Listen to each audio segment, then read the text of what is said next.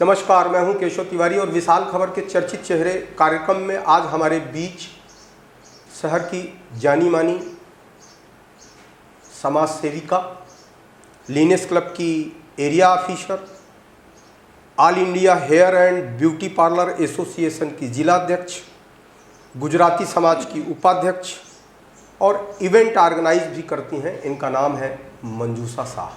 मंजूषा शाह किसी परिचय की मोहताज नहीं है। बीते 20 वर्षों से समाज के विभिन्न क्षेत्रों में कार्य कर रही हैं। तो इनका बहुत सारा परिचय देना मुझे लगता है कि सूर्य को दिया दिखाने जैसा होगा। तो बहुत बहुत स्वागत है मंजूषा जी आपका हमारे चर्चित चेहरे कार्यक्रम में। नमस्कार, आपका भी बहुत बहुत धन्यवाद कि आज आपने मुझे आमंत्रित किया अपने इस विशाल खबर के चैनल में। और मैं अपने को खुद को सौभाग्यशाली समझती हूँ कि मुझे यहाँ आने का मौका मिला आज। नमस्कार आप सभी को। मंजूषा जी, आप लीनेस क्लब की एरिया ऑफिसर है जी। मुझे भी पत्रकारिता करते हुए करीब 30-32 साल हो गया। नाम सुनता हूँ, लीनेस क्लब, लायंस क्लब, लियो क्लब, इस तरीके के तमाम नाम सुनता हूँ। और जब मैं जनता के बीच में जाता हूँ तो जनता से जो फीडबैक आता है इन क्लबों का कि आखिरकार ये लीनेस क्लब, लायंस क्लब ये सब करते क्या है। देखिए, ये बहुत पुरानी संस्था है, एक इंटरनेशनल संस्था है लायंस क्लब, अंतर्राष्ट्रीय क्लब है ये जी। तो इसमें ऑल इंडिया के क्लब जुड़े हुए हैं जो समाज सेवा करते हैं जी। और इसमें हमारा पहले महिलाओं का और पुरुषों का एक साथ था। अभी विगत पिछले साल जब मैं अध्यक्ष बनी तब हम लोग का लीनेस सिर्फ महिलाओं का क्लब हो गया है और लायन सिर्फ पुरुषों का क्लब हो गया है। इसमें हम लोग समाज सेवा करते हैं और बहुत सारे ऐसे कार्य करते हैं जैसे वस्त्र दान करना, अन्नदान करना, स्वावलंबन के लिए मेला लगाना, कैंसर जागरूकता कार्यक्रम होते हैं, गौरक्षा के लिए कार्यक्रम होते हैं। ऐसे बहुत से हम लोग का एक प्रोजेक्ट बनता है साल भर का जिसमें हमारे अध्यक्ष और पूरी टीम उसके लिए काम करती है। फिर उसकी रिपोर्टिंग हम लोग हमारे जो डिस्ट्रिक्ट प्रेसिडेंट होती है हम उनको भेजते हैं। वो उन कार्यों का मूल्यांकन करते हैं। फिर हमको लास्ट में हमारे मूल्यांकन करते हुए हमको लास्ट में इस कार्यक्रम अपने जितने हमने कार्यक्रम किए उसमें हम लोग को अवार्ड वगैरह देते हैं। लीनेस क्लब के बारे में आम जनता के बीच में जो धारणा है कि ये समाज सेवा कम करते हैं, फोटो ज़्यादा खिंचवाते हैं। सर, फोटो खिंचवाने से क्या होता है सर, मोटिवेशन मिलता है लोगों को। आज हमने किया, आज हमने गाय के लिए कुछ किया या हमने कैंसर के लिए, कैंसर मरीजों के लिए कुछ किया, तो जब तक हम हमारा ये खबरों में नहीं आएगा, जब तक न्यूज़पेपर वाले कवरेज नहीं करेंगे तो लोगों को ये जागरूकता कैसे बढ़ेगी। जागरूकता लाने के लिए हम लोग फ़ोटो का ये करते हैं, फ़ोटो सेशन करवाते हैं। एक समाज में एक भ्रम और है कि ये लीनेस क्लब जो है ये बड़े लोगों की संस्था है, आम आदमी इसमें इन्वॉल्व नहीं हो सकता, आम आदमी इसमें सदस्य नहीं बन सकता। जी बिल्कुल, आपने सही कहा सर। क्या होता है सर कि हम लोग जो संस्था चला रहे हैं उसमें होती है फंड की ज़रूरत, और अगर फंड रेजिंग नहीं आएगा तो हम काम कैसे करेंगे। और ये काम जो अपने थोड़ा सा इकोनॉमिक पोजीशन जिनकी अच्छी होती है वो लोग कर सकते हैं दान पुण्य का काम। तो इस संस्था से जुड़ के हम लोग ये काम करते हैं। और गरीब लोगों के सर वो कैसे हम लोग को फंड देंगे जहाँ पे उन लोग को खुद ही 2 रोटी कमाने की दिक्कत है। रिक्शा वाले ही देख लीजिए, वो नहीं जुड़ सकते क्लब से, क्योंकि हम लोग खुद अपना, हमको गवर्नमेंट से कोई हमको फंड वगैरह नहीं मिलता है। हम लोग खुद फंड इकट्ठा करते हैं, अपने घरों से फंड इकट्ठा करते हैं और हम लोग समाज सेवा करते हैं। लोग ऐसा भी कहते हैं कि जब शहर में कोई आपदा विपदा आती है तो इस क्लब के लोग जो है वो चद्दर ओढ़ के सो जाते हैं, फिर कहीं नजर नहीं आते। नहीं सर, मुझे 16 साल हो गया है क्लब में जी।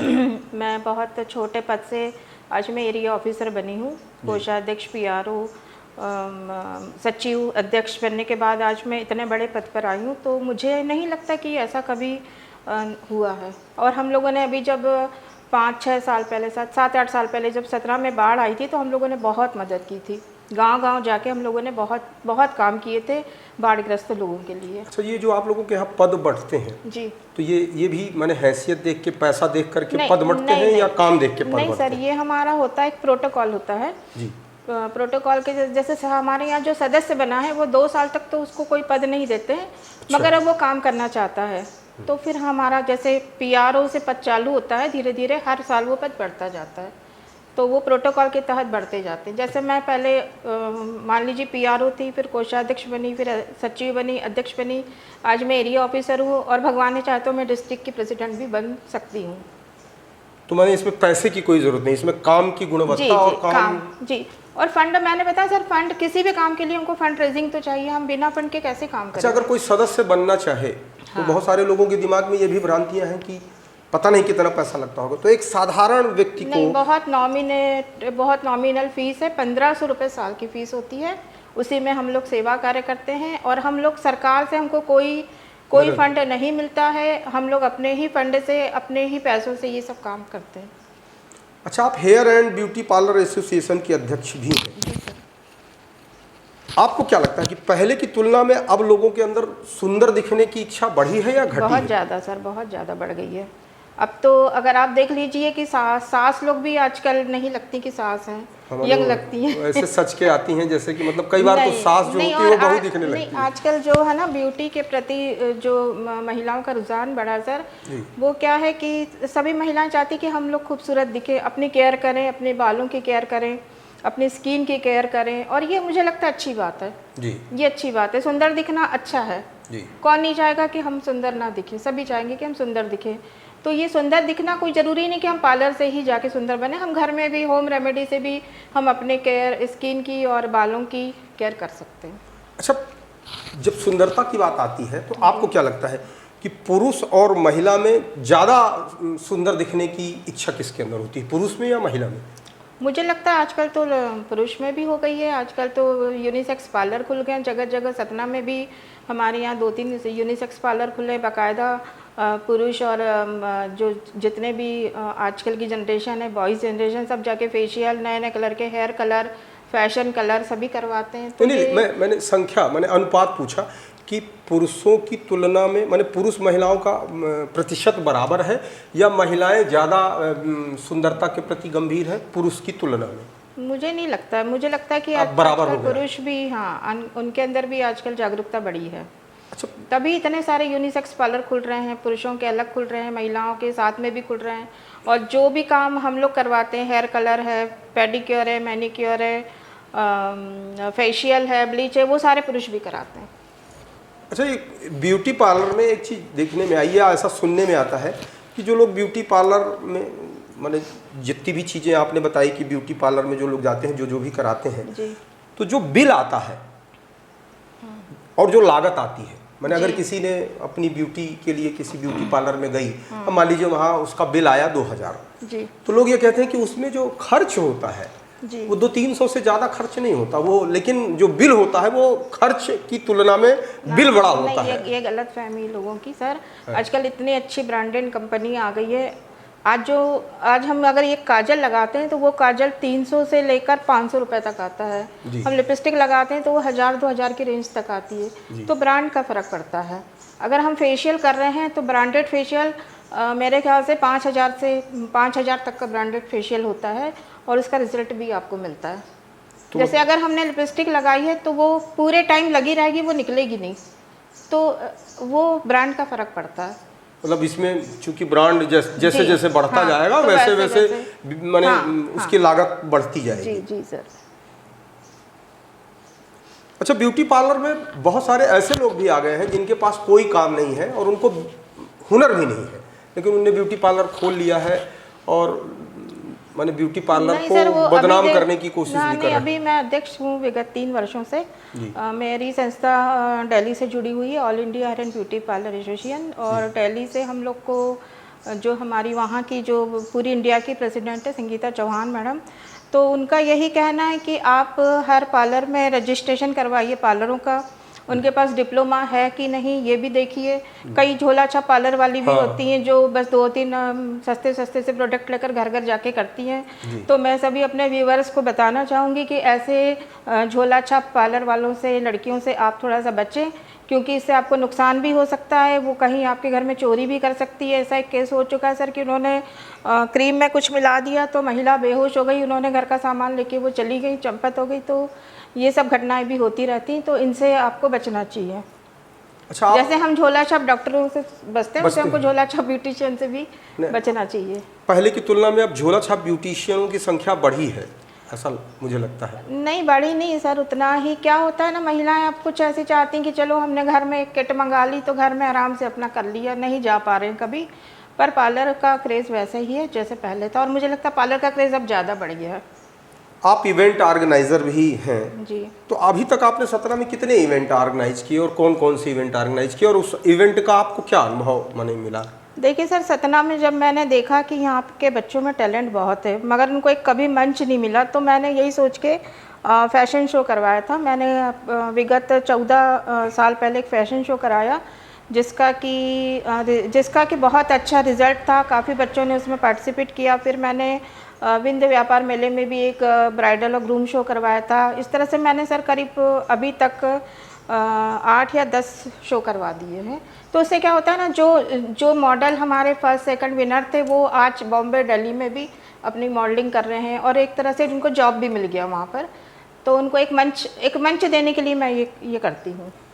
आप इतने सारे संस्थाओं से जुड़ी हैं, अध्यक्ष हैं, तो बट नेचुरल आप जहाँ लीड करती हैं वहाँ आपकी सुनी जाती है। आपके पति पत्रकार हैं, तो घर में किसकी चलती है? आपकी चलती है, उनकी चलती है? लीड कौन करता है? सर मेरी चलती है। ये तो सर मेरी चलती, घर में तो मेरी चलती है। मैंने वहाँ नहीं चला पाते? नहीं, वो मतलब चला पाते हैं, चलाने की कोशिश करते हैं लेकिन चलती नहीं है। पर हाँ, वो हमारी चलती घर में। तो आप जब सतना में नहीं आई तो बट नेचुरल है कि आपने जो अपने सामाजिक क्षेत्र में जो आपने काम शुरू किए, व्यवसायिक क्षेत्र में जो आपने काम शुरू किए, या जितने भी क्षेत्रों में आपने काम शुरू किए, तो पहले तो कहीं ना कहीं आपका नाम आपके पति संजय शाह के साथ जुड़ता था। बिल्कुल। लेकिन आज की तारीख में आपकी एक अलग पहचान बन गई है, आपकी अपनी एक अलग हैसियत बन गई है। तो कई बार ऐसा नहीं लगता कि जब आपको अलग से पहचान मिलने लगती है तो पति को थोड़ी ज्वेलसी होने लगती है कि अरे यार आज हमसे ज़्यादा वैल्यू हो गई है, या हमसे ज़्यादा समाज में पूछ हो गई है? तो कभी ऐसा महसूस हुआ? और मुझे लगता है कोई भी पति हो, मैं अपने पति की बात नहीं कर रही हूँ, कभी भी अपनी पत्नी को आगे बढ़ता हुआ देखकर खुशी होते हैं। कोई ज्वेलसी कभी किसी भी पति के मन में मुझे नहीं लगता कि रहती होगी। और उन्होंने मुझे हमेशा सपोर्ट किया है, और माता रानी का आशीर्वाद तो मेरे साथ रहा है, अपनी माँ की दुआएँ भी हैं, माँ का भी आशीर्वाद रहा है। तो बस मैं आगे बढ़ती गई हूँ। अच्छा, आप चूँकि हेयर एंड ब्यूटी पार्लर से जुड़ी हुई हैं समाज क्षेत्र में, आपका अपने जीवन का कोई ऐसा खुशनुमा पल जिसमें आपको बहुत खुशी हुई हो कि ये पल मेरे जीवन का इतना अच्छा पल है जो कभी नहीं भूल सकता मुझे, ऐसा तो कोई पल कभी जीवन में आया होगा? हाँ सर, ऐसे पल तो हैं, बहुत सारे हैं। जैसे मेरी शादी हुई तो मुझे बहुत अच्छे जीवन साथी मिले, मुझे घर परिवार बहुत अच्छा मिला, मुझे ससुराल बहुत अच्छा मिला। ये भी एक कहते हैं शादी भी एक जुआ होता है, और शादी अगर अच्छी हो जाए तो लड़की की किस्मत अच्छी रहती, नहीं तो कहीं ना कहीं लड़कियां भी परेशान हो जाती। तो मुझे तो जब मेरी शादी हुई मुझे बहुत अच्छे जीवन साथी मिले, तो मेरे खुशी का वो सबसे अच्छा दिन था। अच्छा, ऐसा भी कोई पल आया होगा जब आपको बहुत तकलीफ हुई कि जीवन में ये कैसा, माने वो ऐसा कौन सा? कुछ विगत शायद मेरे ख्याल से लास्ट ईयर जब इनके ऊपर हमला हुआ था जी। देखिए, पत्रकार हैं, आप भी पत्रकार हैं, और कलम की ताकत है, और आप लोग सच्ची बातें तो लिखते हैं, तो कहीं ना कहीं पब्लिक को तकलीफ़ होती है। तो बस सच्ची खबरें पढ़ के सुन के, तो संजय शाह जी के ऊपर लास्ट ईयर हमला हुआ था जिसमें उनकी दोनों आंखें चली गई थी, दोनों आंखों का विज़न चला गया था, और करीब 11 महीने बाद उनकी दोनों आंखें लौटी हैं। तो वो जो 11 महीने का पीरियड था वो मेरे लिए बहुत ज़्यादा तकलीफ़ वाला था। तो मंजूषा जी, बहुत बहुत धन्यवाद। आप हमारे दर्शकों के साथ आपने आज बहुत अच्छी बातचीत की, बहुत सारे अनुभव शेयर किए, तो बहुत बहुत धन्यवाद आपका। मैं एक लास्ट में हरिवंश राय जी की 2 लाइनें बोलना चाहूँगी कि मंजिल मिले ना मिले ये तो किस्मत की बात है, पर हम कोशिश भी ना करें ये तो गलत बात है। और तिवारी सर, आपका बहुत बहुत शुक्रिया, आपके पूरे क्रू टीम का भी शुक्रिया जो आपने मुझे अपने स्टूडियो में बुलाया, बड़े आदर सम्मान के साथ क्वेश्चन किए, और जैसे भी मैंने जवाब दिए कोई त्रुटि हो सकती है तो क्षमा चाहती हूँ।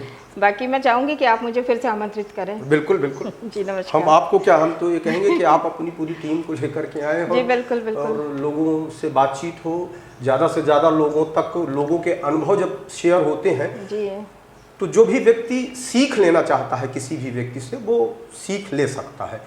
जीवन में ज़रूरी नहीं है कि किसी भी व्यक्ति को गुरु मिले, क्योंकि हमारा इतिहास इस बात का साक्षी रहा है कि एकलव्य ने द्रोणाचार्य की मूर्ति बना करके और धनुर्धर हो गया था, उसने धनुर्विद्या सीख ली थी। तो आप लोगों के अनुभवों से बहुत सारे दर्शकों का हमारे लाभ होता है। तो निश्चित तौर पे हम चाहते हैं कि ऐसे हुनरमंद लोग विशाल खबर में आते रहें, विशाल खबर से चर्चा करते रहें और हमारे दर्शकों को लाभ देते रहें। सीढ़ियाँ उन्हें मुबारक हो जिन्हें छत पर जाना है, मेरी मंजिल तो आसमां है, रास्ता मुझे खुद बनाना है। बहुत बहुत धन्यवाद।